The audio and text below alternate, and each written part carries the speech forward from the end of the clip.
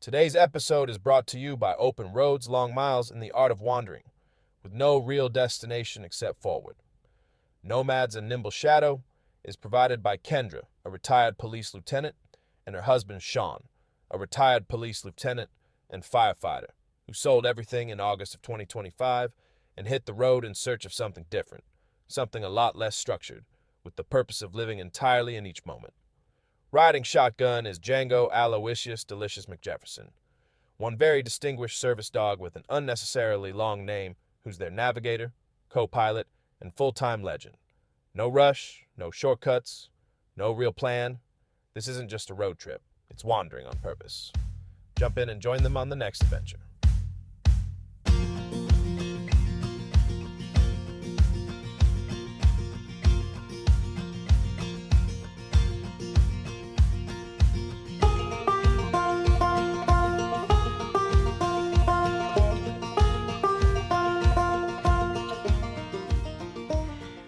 Welcome back, everybody. It's been a couple of weeks since we had a chance to podcast, just the two of us. The last episode was with our good friend Greg Grothaus and his adventures with AI and Tesla and automated driving, and super interesting. Yeah. Very interesting. You've got your own driver the whole time. Yeah, exactly. And I loved how he incorporated the Atlas Obscura stuff. Yeah. Just, the weird out of the way things. Yeah, the great thing about being retired is that you don't have a timeline anymore. So when they say, do you want to take the scenic drive or you want to take the fastest route? I want to take the scenic drive. I want to take the long way around. Yeah, it's to get someplace. Interesting how a long drive is completely doable and enjoyable when you're driving through such beautiful places. Yes, I hated driving. I hated driving to work. I hated all that stuff, but I think it's because of the city, the stop, the red lights, the green lights, the people and the traffic and the merging lane, blah, blah, blah, blah. Now you have all kinds of stuff to look at. Yeah. It's just rolling, just meadows and trees and, oh, there's a moose. Well, let's talk about, so the last time we podcast, we were in Montana still. We left there, Columbia Falls, Montana. Yep. And we made our way to Fairmont Hot Springs. Fairmont Hot Springs. It's about 2 hours south of Banff. Yeah. Because Banff, the closer you get to Banff, the more expensive it probably is. Yeah, and it's kind of actually like, I want to say it's west of Banff, like over the mountain ridge, on the west side of the mountain ridge from Banff. So you get like beautiful mountain views. That valley was amazing, that Columbia Lake, and then it feeds into the Columbia River, which is the river that goes into Washington, Oregon. Just epic, so jaw-dropping beautiful scenery the whole way. Yeah, just beautiful. And we stayed in a timeshare. We had a week to use there. On a golf course, surprise, surprise. And it was great. Had a kitchen, had like a little living room. It came with its own eagle's nest. It did. There was the coolest eagle's nest just outside of the complex near the main road. And I had gotten up, I think the first morning we were there, and you were sleeping really well. I didn't want to wake you up. So I took Django for a long walk, and we walked up there, and I spotted this eagle's nest. And it's obvious it's been there forever because the little adjacent neighborhood that had like 6 houses was called Eagle Brook. And there was a little brook like running past the houses, so that made sense. But anyway, it was really cool to see both eagles coming and going, feeding the baby that was in there. Did you see a little baby in there too? You could see like the head of something. I'm assuming there was a little chick in there. Okay. But yeah, it was kind of cool to see. Yeah. And then we're in the wilderness there. So I might be going out of order, but we went to a place called Columbia Lake. Yeah. The state park. Columbia Lake wanted a quick hike. We're going to do like an hour and a half of hiking. And we have bear spray, and Django's got his bell on, and we're, kind of head on a swivel now, and we know there's bears in the area, and, we're no longer in Desolation Wilderness or Yosemite. There's stuff around. Yeah. And we talked about this a couple episodes ago, you have this more adventurous, I want to see wildlife, and I do not want to see wildlife. You don't want to see wildlife? I want to see them from across the lake, but I don't want to come across a moose or an elk. Yeah. Which we'll talk about too. But anyway, so we're doing this hike, jingling the bell, talking about nothing, all in just to make noise, and in the woods next to this lake, and then you came across a black bear, a mama black bear. So she was probably 20, 30 feet away from me at the most. And she was behind a big bush. So I heard rustling, look to my right, and I see this black bear's head pop up above the bush. So I'm assuming that she stood up maybe a little bit on her hindquarters, and she's looking at me and I'm looking at her, and her two babies are scrambling up the tree. Once you add babies in the mix, then I it makes know. it not that much worse. I know. So I think I said, bear, hey bear. Yep. And then started backing up quickly. And I didn't turn my back on her initially. And then once I was past you, because you had the bear spray, I just kind of we just kept backing up the thing. And thank God for Django, man. Well, yeah, you had to reach down and grab him. Not that he was going to run anywhere, but you just kind of took his leash and we went in a certain direction. But I'm just grateful he doesn't have a prey drive. He'll look at something, but he doesn't bark at it. He doesn't challenge it. He doesn't run after it. That could make things terribly worse, right? The fact that he's willing to just hightail it out of there with me. Yeah, you just watch your dog get eaten in front of you. Right. That's what's going to happen. Yeah. We got really lucky with that, but it was a good wake-up call of like, we are in the wilderness for sure. For sure. So then we did 2-day trips up to we did one to Lake Louise and Oh, so pretty. Banff. Now I'm confused. Banff is a location and a city? Like it's a region? Or it's a park? It's a national park, but there's there's like a city downtown in it. There's like a downtown national park, which makes no sense. Or adjacent to it. And then the Banff Springs Hotel is his own thing. It's this big famous building that everyone that is listening has seen this hotel at least once. It's absolutely gorgeous. $2,500 a night to stay there. And it was, I believe, where they filmed The Shining. It's just Oh, really? big, beautiful building. Yeah. I don't know about that. Okay, well. I know you said that before. We've said that. We've talked about that. But when I saw it, when we pulled up and I was looking at it, I was like, this doesn't look like... You might be right. I don't maybe it's like one of those bad info things where that's where it is. But it looks like that hotel. It's absolutely gorgeous. It's huge. Has a river next to it. It's really nice. No. Okay, the exterior shots. Okay, the exterior shots were filmed at Timberline Lodge on Mount Hood in Oregon. The interior were constructed sound stages, and the production team based much of the set design on the interiors of the Ahwahnee Hotel. And then in the opening sequence, the hotel was filmed, when they're driving up to the hotel, that was filmed on the Going to the Sun Road in Glacier National Park. Okay. But yeah, so. Okay, well that's been corrected. Yeah. Anyway, it looks like it's this grandiose, huge hotel. How many stories? Just huge. And built with stone. It's massive. Looks anyway, gorgeous. I'll include all those photos in this very as well. like Scottish vibe in there, right? Yeah. I think it was built by Scots? I don't know. This podcast is not about Banff Springs Hotel. So then we wanted to go for another hike. So was my back hurting already? No. Yeah. Okay. Yeah, your back was hurting. All right. So we're looking for a trail, and we went for Bow Falls, and Bow Falls is not but Bow Falls is basically just a parking lot, and then you can see a rapid from the parking lot, but it's not really a hike. Not on the side we were on. I think if you had been on the other side so of the river, we ventured out and found a trail, a long trail, and you said the loop was... It was 5-mile loop. It's a 5-mile loop, and it goes basically around the river and then back up to one of these areas up there. So right when we are joining the trail, there are these giant signs, which I'll include photos of, and it says, it's calving season, keep your dogs on a leash. Most human fatalities happen during this time of year, during calving season, because the female cows will protect their baby. Well, I mean, you see that kind of stuff everywhere, and you're like, all right, what do we got? Let's go. So we go for a hike, and everything's great. It's absolutely beautiful. We saw a herd of elk. We saw a herd of elk off to the right, like in the woods. Didn't think anything of it. Beautiful river. I'll include those photos too. And just a great hike. Oh, that one. We come around the corner and there was that beautiful meadow. Yeah. Then trees, then mountains, and then, glaciers on top of those mountains. It's just so stunningly beautiful. So beautiful. And then we walked back, and right where we saw the herd of elk, we saw one female cow remaining, and she was right in the middle of the trail. So we stop. This is the closest we've been to one, and I don't know what to expect and that kind of stuff. And to the right is like not a cliff, but it's definitely like a rock, really Like the steep side hill. of a big hill. Like yeah. the side of a big rock mountain. And Going then up, not going dropping off straight like up, a cliff, but going up. And then to the left of it is the river. So in order to get around this cow, because we could have been more patient, but we waited probably 10 minutes. We waited a while. She was not moving. She's not moving. All right, we gotta get it. I mean, It's starting to rain. It's starting to rain, yeah. Yeah. So we start quietly going over to the right. I'm not staring at it, that kind of thing. We're walking.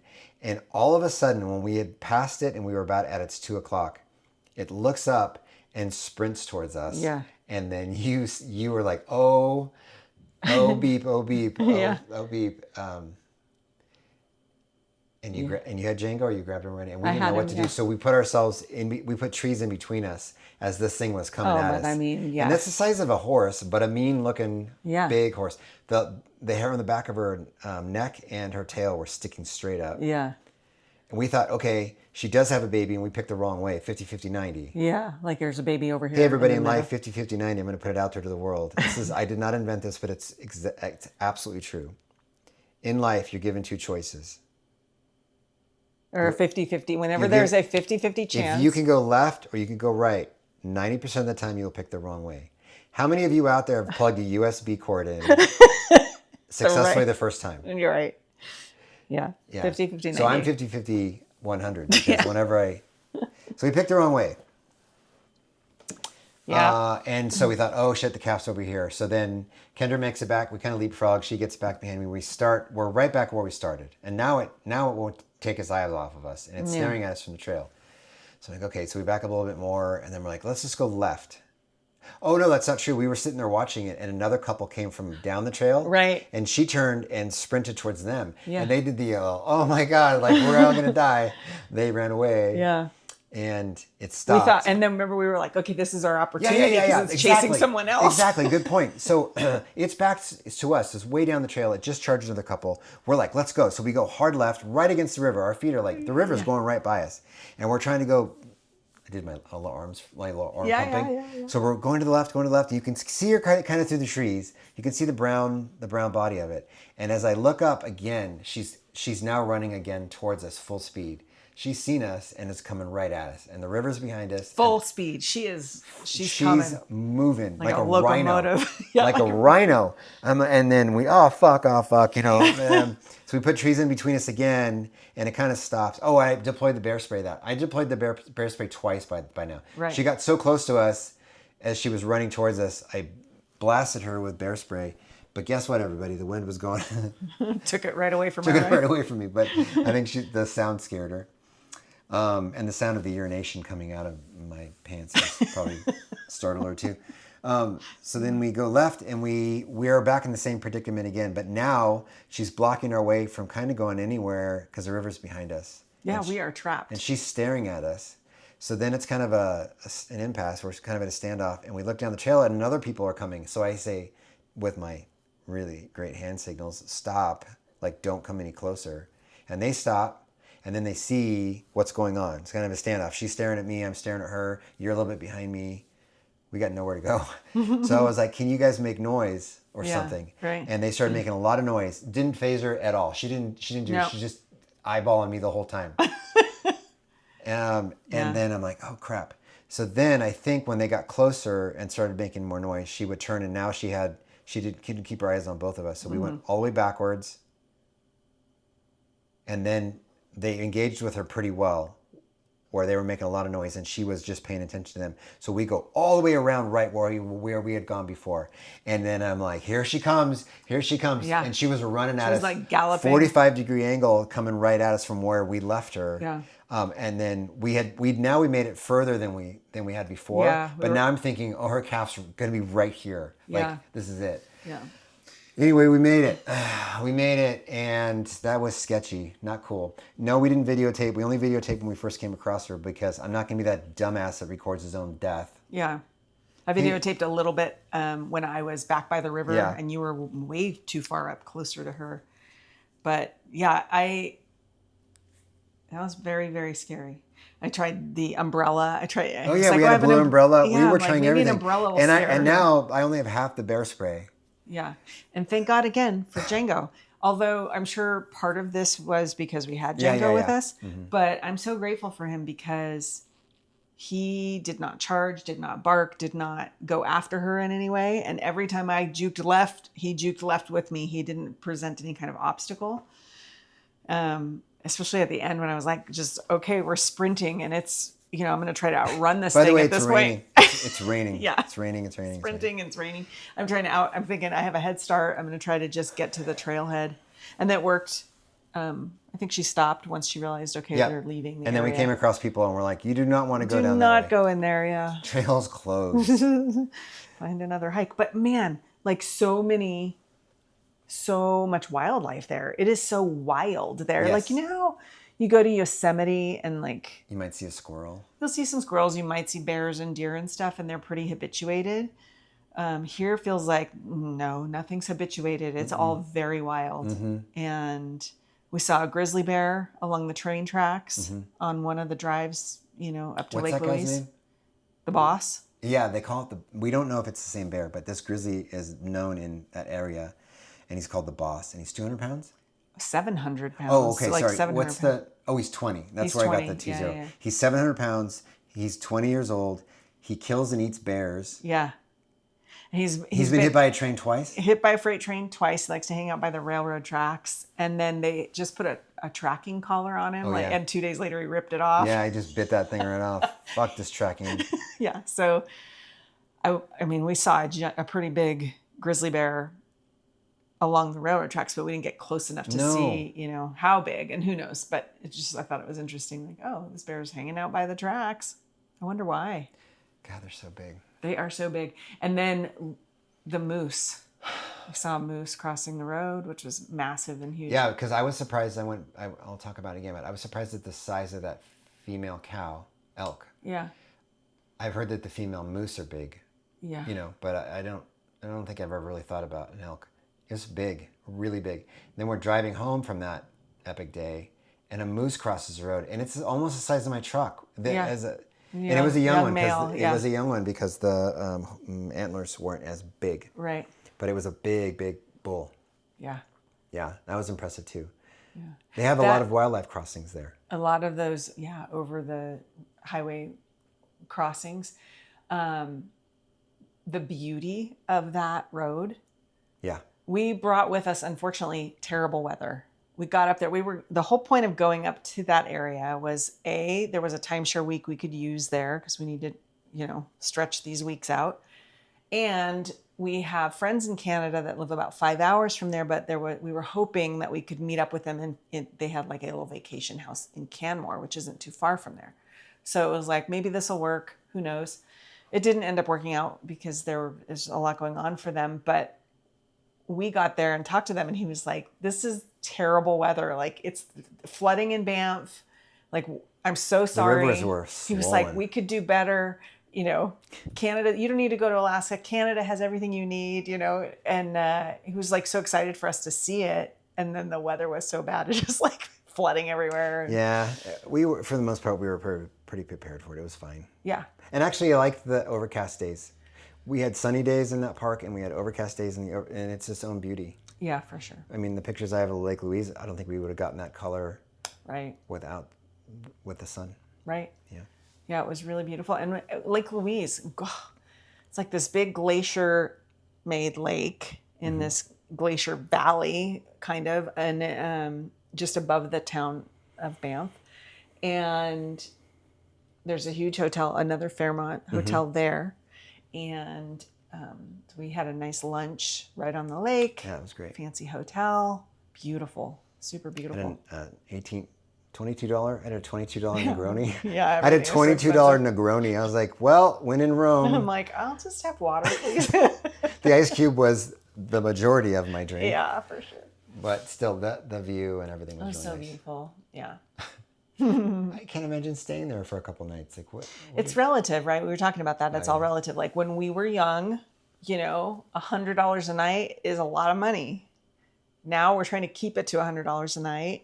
and we go $300 a night. No way, only for a special occasion, right? Yeah, 100,000 for a car.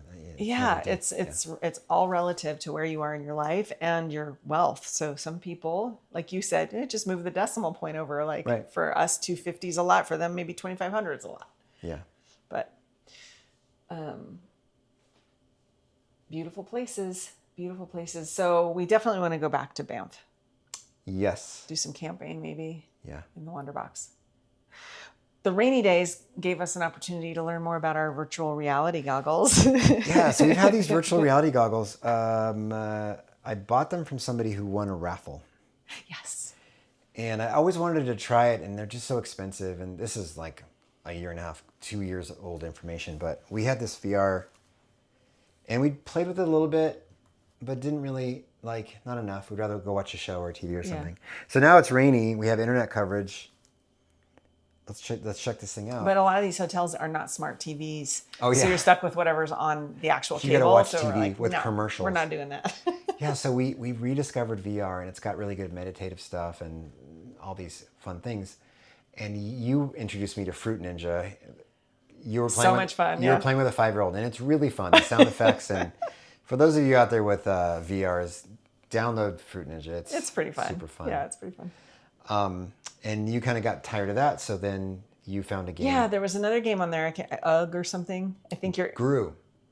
GRU? No, I don't know what it is. I'll look it up. But I was like, what is this all about? So I log in, and I'm in a cave, and I'm a caveman, like an old, knuckle dragging caveman.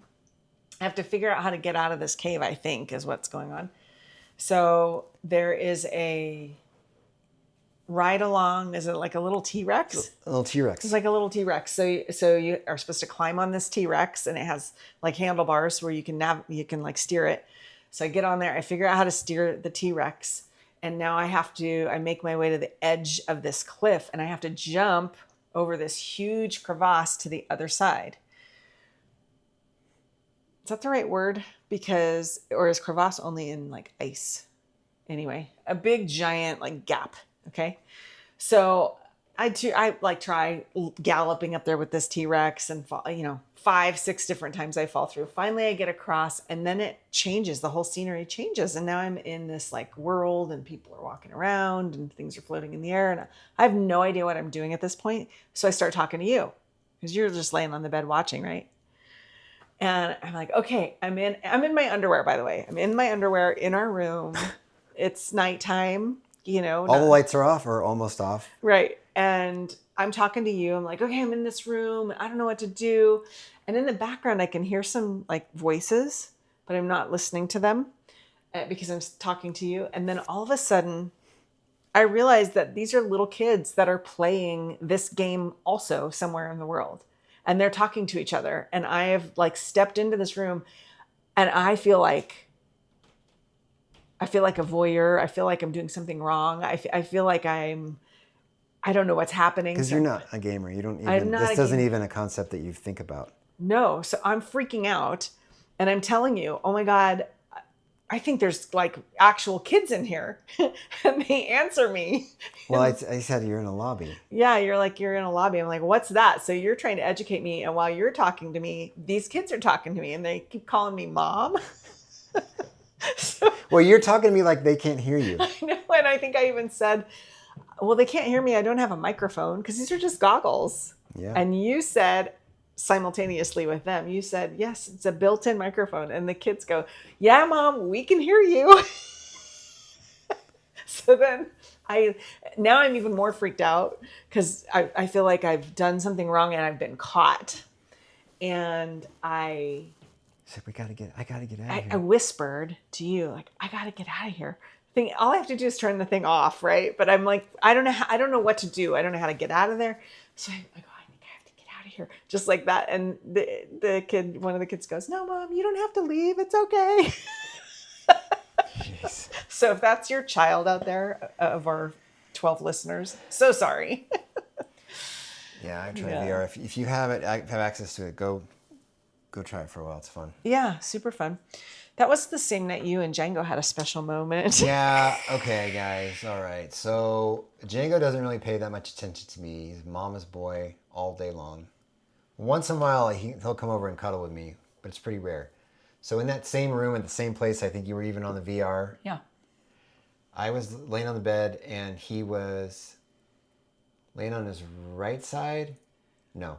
Yeah, you were mirroring each other Yeah. staring deep and lovingly into each Oh, other's God. eyes, No. having a moment. No, you weren't. I was using both hands to pet his face, and then I was stroking his leg with my right foot, and then just I don't get to cuddle with him very often. So he was loving it. He was like mesmer, like he was. Oh yeah, he was in doggy heaven. I was like, wow, he's really into this, right? So Right. then you come in. I take off my VR goggles. You take out your VR goggles, you come in, you're like, what are you doing? It's like, I'm petting the dog. What are you doing with your foot? It's like, I'm Stroking his leg. stroking his leg, like going down his leg with my foot. And she goes, that's not his leg, that's his tail. So this whole time I've been bumping up my big toe to his butthole the whole time. I think it's his leg. No wonder he's loving it. God. He did look So I was pretty- disgusted and appalled, Yeah. and it was hilarious at the same time. Oh, Like, we my laughed pretty God. hard about that. That was pretty funny. Yeah. He did seem to be enjoying whatever you were doing to him, though. Awkward. Yeah. Yeah. Yeah. He was into it. One of the... So then we left the Banff area. We had to say goodbye because we are now making our way down to the Caldwell, Idaho area for your brother's wedding. And we decided there was a couple routes we could have taken. We could have gone a little bit longer through Montana again. Beautiful. We know we love that. We could have gone west into Washington a little bit, or we could go more straight down through Idaho. So we chose to go through Idaho because we've never been through this part of Idaho, and we had heard that the Coeur d'Alene area and stuff was really pretty. It is. So we cross into the USA. Vibe changed right away. Oh yeah, Trump flags. Yeah, and, there was a like, huge billboard. Welcome to I Trump mean, not that country. there's anything wrong with that. If you're listening to this podcast, No, we're not going to go into politics. I am not talking about politics. I'm just saying the vibe has changed. Yes, like it's just interesting how that's happened from state to state, but never more so, I feel like, than that experience, because there was a huge red billboard, welcome to Trump country, and right below it was a huge Charlie Kirk billboard, and there was Bible verses and Christian churches and crosses everywhere. Yeah. It's very, very... It's very marijuana is a felony here. Marijuana is a felony. Yeah, it just was like, okay, we're back into You can buy a gun over the counter, but you better not have a vape You pen. better not have a vape pen. So Wait, I want to talk about the border really quick. So crossing borders, especially to Canada, has been interesting. But on the way back, it's very interesting to talk to an official, law enforcement officer. They're like, "Where are you coming from?" This way. Where do you live? Well, I know I feel I don't suspicious. really have an answer for that. Well, where are you going? Well, yes. And why don't you have plates on we your don't car? Plates. Your plates are out of Wyoming. You have a South Dakota driver's license. Right. What's in the boxes in the back? Right. Yeah. So that's always very interesting. Of like, I feel like I hope we pass. I know. Yeah. I Yeah. wonder if they're going to search us, and did I forget about anything in there? Yeah. Okay. I'm sorry. I wanted to go back to there because crossing the border for whatever reason is Yeah. And nobody's asked for paperwork about the dog. right. No, they haven't even looked at the dog. Right. So I'm like making sure I got all his ducks in a row, and nobody's even checking his ducks. And it hasn't been a problem either direction, though. I mean, we pulled right up. There's like nobody else crossing. No, right? if you're going to cross the border and do some shenanigans in Canada, that's the border to cross. Don't give people criminal advice. Well, I mean, like, you're just driving in the woods and all of a sudden there's a little shack. Yeah. What are you doing? What are you doing? Yeah. I'm going to Canada. Why? Why? Who are you here to see? Are you bringing them any gifts? No. So the one thing that I was happy about when we came back into the U.S. and to Idaho was Huckleberry Shakes. We did talk about Huckleberry Shakes before, and we got So another good. rendition of Huckleberry Shake. This one was thicker, and all the huckleberries were ground up in it. Yeah. I didn't like it as much. Right. The other one was was good, pretty milky, though. It was pretty. I like it a little bit more frozen, Yeah. more viscous. More viscous. Yeah, so Huckleberry Shakes. We're back here. Yeah. And then this was the first time we've seen the northern Idaho, kind of western Rockies area. Oh. Super beautiful, man. Hey, Sierra Nevada, So you're not beautiful. as cool. Let's not always have to be a I mean, comparison. Rockies are pretty awesome. Like, think These Grand Sierras Tetons. are awesome as Grand well. Tetons, but over and over and over and over and over again. Yeah. Yeah. And again. And again, yeah. On both sides. Just beautiful. Yeah. Just beautiful. And normally I make the reservations. Oh. Normally I make the reservations, Man. the travel planning, okay. right? Because you're usually driving. Yeah. And we are usually only planning a day or two in advance. Unless we have a week-long stay somewhere, the in-between days as we're making our way along, I'll book the day of or the day before. So you took the initiative.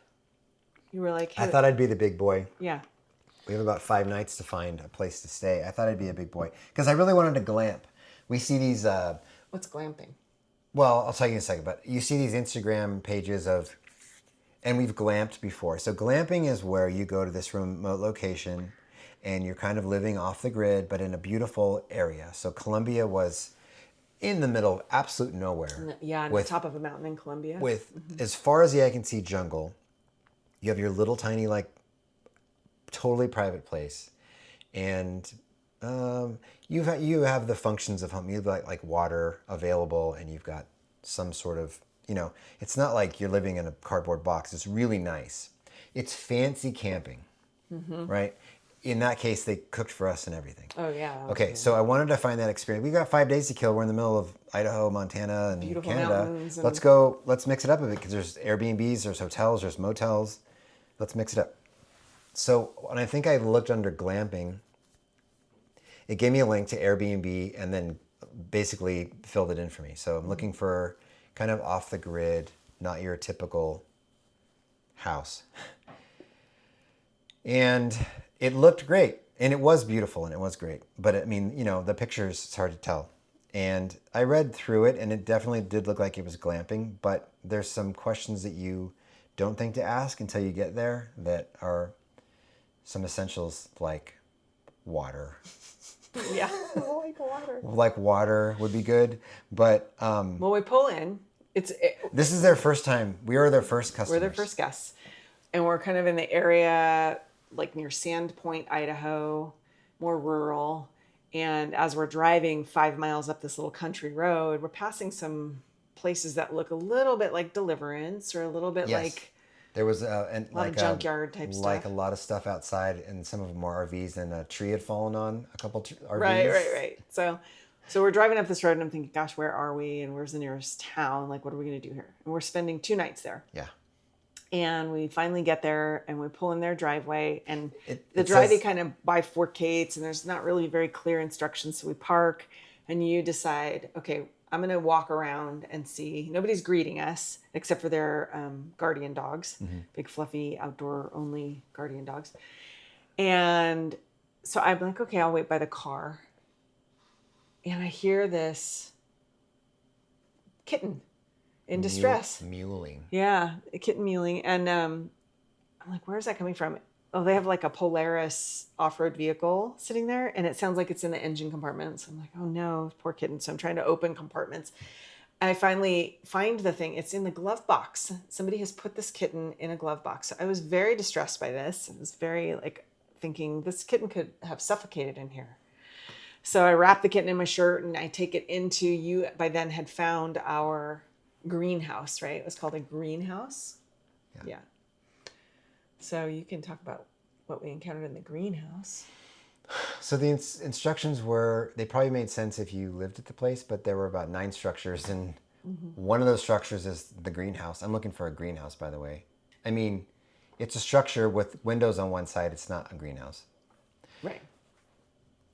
And we found out where to park. We go in there and we realize, okay, it's a small little studio. There's a campfire. There's a composting toilet. Campfire. Outside. Yeah. And an outdoor shower. Okay. So then we come inside and we bought food to make dinner because it said there was there was a single burner. not a kitchen, but it did have some stuff to cook with. Yeah. So we get in there and we realize right away we're not gonna be able to cook here. And then I realized as I look around at furniture and everything else, there's no water in here. Like, where do we get water from? Yeah, there's no water there. It's out. Well, she wanted me to get it from the shower. That's a green hose connected to one of the hose. Like a pump bibs. outside that goes to the Yeah. well. Well, Yeah. I don't like drink green hose water. I'm not 11 anymore. Right. And then there's a lot of chemicals in those hoses. Yeah, so that was sketchy. Yeah. So we And ended it up. was absolutely freezing. There was no heater in there. It's and June, by the way. It's June, but it was 34 degrees or something. It was so cold. So cold. Yeah. So you, by this time, you're on like day 3 or 4 or 5 of having really bad back pain. Yeah. In your lower right mid back. And so, being cold when your back hurts is no good because you're tense, No, right? and it was a full-size bed. Full-size bed. We are not full-size bed people anymore, especially with a stupid dog. But it's like basically sharing a twin mattress with a little bit more room. And every time she would move, I could not sleep. I was not sleeping well. I think I got up at 4 a.m. that morning. Yeah. Because it was so cold. You got up at like 5:30 and because you woke me up. It was right around the same time. I went to the bathroom, came back. Yeah. My getting back into bed is what woke you up, and it was 5:30 because I looked at my phone. But anyway, you were up for like 3 hours before I was. I put all my clothes on. Like I felt like I was backpacking. Like you get up in the middle of the dark, and just to get warm, you got to put all your clothes and jacket on. So You made yourself some coffee. But, I mean, like have a big 5-gallon or 10-gallon thing of water for people. Have hand sanitizer. There was no hand sanitizer. There's never any towel hooks anywhere. There were no hooks of any kind to hang your towel. There were. Okay, great. She provided a frying pan and a little single burner, but no utensils. No utensils. So it's like it's all right. I mean, the good thing about you, thank goodness, is we know it's going to be fun. We know we're going to make memories. We're going to make the best of it. It's not the end of the world. Yeah. It wasn't dangerous. No. And if you go back and look at the pictures, you're like, okay, yeah. I mean, that's where we are. But nowhere does it say no water. Right. Because technically, I guess there's water. You can go out to the shower outside. Yeah. And there was, the source of that water was a spring or a well, and with a pump handle. So you just go disconnect the hose, and that's how I filled up with water. But it would have been just nice to have something inside, or at least built next to the shower where you can wash your hands after you go to the bathroom. Yeah. Or you can rinse a dish or rinse your coffee cup out. That was the only thing that was like, I get that it's glamping, but if you have a shower, you could add another little thing right here. So this place was about 20 minutes from town. And then we asked the local, hey, where should we go to dinner? And he's like, the 76. The 76 station. He goes, when you're up there, go to the 76 gas station for dinner. We're like, oh my gosh, where are we? Where are we? Yeah. Idaho. And we passed it on the way into the Airbnb and unloaded and then came back to it. And it was a hip happening 76 station. It was. They had a food truck there. They had a live band and a beautiful, absolutely beautiful sprawling backyard to the river. Landscaped. Yeah, it was like landscaped, and there was cornhole. So yeah, it's a gas station, garden. but it's also the Blue Heron Cafe, and they had some good entertaining stuff. $16 bucket of oh gosh, the barbecue place. So there's a restaurant there as well. Yep. Like a brick and mortar restaurant that's attached to you walk into like a convenience store, gas station convenience store. You open it up and there, all the typical things you'd find at a gas station are there. And then you go to the back of it and it's a restaurant. I don't know where the kitchen was, but it's a big gas station / restaurant. So we wanted to try that. /grocery store. /grocery store. So then when we got there, we didn't realize that restaurant was there because we didn't walk in the convenience store because everybody was going into the backyard where the food truck was. So they make us pay a cover. We paid a cover. And then there were like 4 options. We won't use anybody's name in this, but he's like, "Where are you guys from?" And we're like, "Oh, we're just traveling." "Where are you staying?" "Oh, we're staying in an Airbnb." And they're like, "What's the person's name of the Airbnb you're staying at?" I was like, "Are you kidding me?" Yeah. I mean, you're not going to know them. You're like, it was Sally. It's a really small town. I was like, it's Sally, and name change for her privacy. And he's like, oh yeah, I know Sally. I was like, what?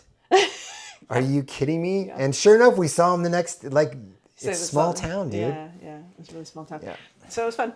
Good times. We, the food truck though, there were only like 4 options, right? It was kind of barbecue food truck, the Blue Heron barbecue truck. Yeah. So you got ribs, which came with beans and corn. Yeah, it was supposed to be pork spare ribs and jalapeno barbecue beans, Texas beans, and corn. Corn. And I got mac and cheese, pulled pork, coleslaw. Yeah. And both of us, to our surprise, it came out and it was in, oh gosh, I hope this doesn't get back to them like as a negative thing, but it was just like, Well, I mean, okay, served in a plastic cup. We're not being negative to them, but things change. When you leave California, I've never been served in so much styrofoam since I was a kid. They still use styrofoam everywhere. So they're a little bit, they don't care, I guess, as much about Environmental heating stuff. plastic and eating out of plastic and stuff. That's kind of the newer thing, especially in California. And they service these quart size, Yeah. thin, clear plastic containers that are like soft to the touch because they're so hot. Yeah. And a little tiny, super bendy plastic spoon. Yeah. And I'm trying to eat ribs and beans with this thing. I'm about to break it. It's like, come on, people. Like, I don't know. Yeah. Whatever. But the food was tasty and the music was fun and everyone obviously knew each other. Mm-hmm. But it was cold. Remember, it was super rainy. Cold. So we left. Yeah. We didn't stay too long. We ate and we left. But that was interesting to, that's a first. Like, I don't think I've ever been to a gas station restaurant. No. I haven't. Wow, there's lots of stuff happening upstairs. Yeah. We are in a hotel, by the way, in Moscow, Idaho. We should always say where we are. Moscow, Idaho. We're in Moscow, Idaho. Tomorrow we're going to McCall. And then staying at that, I forgot to mention, we were staying at the Airbnb. The glamping one? The glamping one. Oh, God. I noticed your tire light was on, and sure enough, there's a fat nail in the tire. Right. And guess what, everybody? Where do you get a puncture? On the sidewall. Yep, that sidewall. So now I can't plug it. They can't plug it. I got to buy a new tire. Yeah. That's a new tire. So I had to replace a whole new tire. So anyway, But the couple that's running the Airbnb is a young couple with 2 toddlers, and they've got like a little mini farm going, some goats and some sheep and some cattle dogs probably and lots our of kids' kittens. age. They seem young, yeah. But anyway, like just they got a lot going on, and this toddler is like running around all crazy and barefoot and like Feral. and so she's like, oh my God, my son put the kitten in there, and oh my gosh, my son, I'm so sorry about the tire. Yeah, she said the son picks up screws and nails and Just throws them throws all them. over. Oh my God, dude. She said they'd had a couple of flat You tires. might want to try parenting for a couple minutes. So yeah, I had to go to Walmart, the only place open on Sunday, and they were nice enough to replace my tire for very much money. for very much money. Yeah. Yeah. So now Rusty's got a brand new right rear. So that was a very expensive glamping. very expensive, saving money on a glamping trip. Do you want to talk about your back? Yeah, that's not very exciting, but I'll talk about my back. So we're loading these containers in and out of the truck all the time, and we're both fit, healthy people, and it's not the end of the world. And we had an apartment that was on 2 stories up this kind of tight staircase. Yeah, it was narrow. So what Kendra usually does is she'll take up one load and then start unloading things as I bring it in, and gets the whole house set up by the time I'm done. So she's got a good routine. Well, I was carrying up, I think it was raining again, right? It was raining. So I'm carrying up one of the heavier ones, and I remember twisting and kind of rushing up the stairs because I had so many trips to do. And I remember like, oh, that hurt my back a little bit. Fast forward, did we work out that day too? Yeah, we exercised that day or something too, whatever. So then it started getting sore, and it got worse and worse and worse and worse and worse, and it lasted forever. And it hurt in such a way that it was similar to a medical issue that I had about 3 years ago. And, okay, we're talking about? Okay, Yeah. I had a pulmonary embolism about 3 years ago, and it started with back, well, it didn't start, but it manifested in a way that it was back pain. I thought I torqued my neck or my shoulder. I didn't have any of the other symptoms at all. None of the other symptoms. So the pain got worse and worse and worse, and I drove myself to the emergency room, and they did a test on me, and they realized I had a massive clot in my right lung. But you went to the emergency room once before that. A couple of nights earlier, we had gone in the middle of the night. Because I couldn't sleep, I couldn't be... And they misdiagnosed it as back spasms. And so this time, now you're having back I'm spasms. having back spasms. And we do sit in the car for a long time. I'm driving, and one of the things you don't want to do, especially if you've had blood clots before, is sit for long periods of time. So a 3 or 4 hour drive doesn't seem like a big deal, but you should get out maybe once an hour and walk around.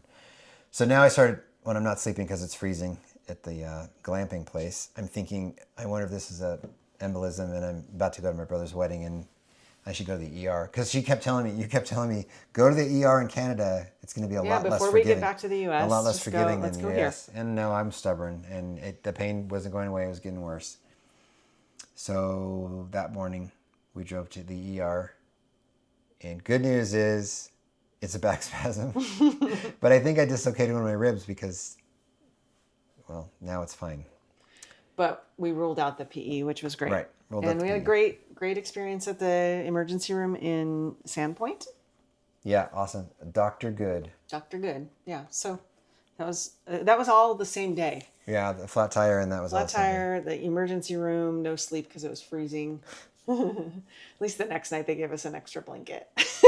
There weren't even extra blankets in there. One of the best parts about this place was the sauna. Oh yeah. They have a traditional, like, Swedish sauna that's built. It's its own little structure. It has a little kick-ass little wood burning stove in it. Oh my God. It was what, 10 by 10? Yeah. Tiny. Tiny, 10 by 10.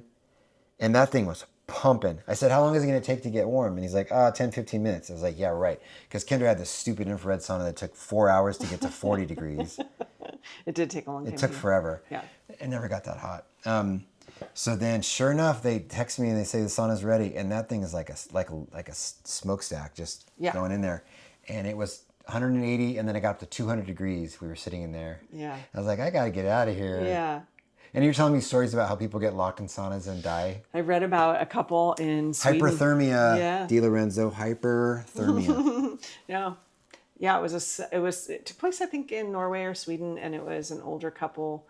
They had, 5 acres, 10 acres, so they weren't real visible to neighbors, and they went and did their sauna thing, and the lock malfunctioned. I think the husband had built this thing. Oh. So the lock malfunctions, and ends up overheating, has a heart attack, and dies, and she's stuck in there. They were trying to break through the ceiling and the whole bit. There was like no escape for them. And yeah, so you're telling me this. It's 200 came degrees in there, and you're telling me this story. So I was like, I'm all done. Yeah, you're like, I'm all done. But that was awesome. It was. And now we're in Moscow, so we'll do another podcast after the wedding. Oh yeah, I'll have lots of stuff to update about the wedding. We're working on another guest. We'll see how that works out. Yeah. So, good times. Well, it was lovely to catch everybody up, all 4 of you. All right, talk to you guys soon. I love you. Bye. Love you. Bye.